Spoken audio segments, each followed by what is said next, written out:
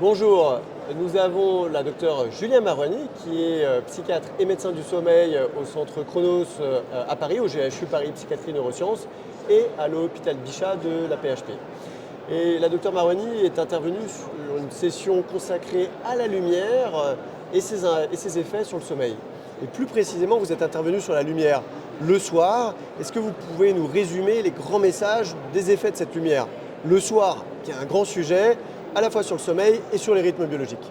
Alors ce que j'ai pu montrer aujourd'hui, c'est que la lumière du soir est associée à de l'insomnie et que c'est associé de manière indépendante et significative à l'insomnie, qu'il existe plein de mécanismes physiopathologiques associés, comme un taux de sécrétion de mélatonine qui est diminué, un retard de l'horloge biologique et un effet direct de la lumière du soir sur les paramètres du sommeil, notamment sur la macrostructure du sommeil et une diminution de la quantité du sommeil lent profond.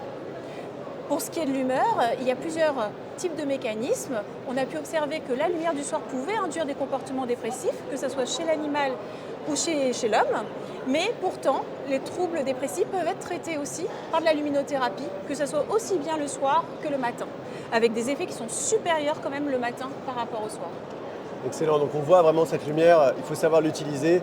Elle peut être péjorative, voire toxique le soir, et par contre elle peut être utilisée à des buts thérapeutiques le matin, notamment dans la dépression.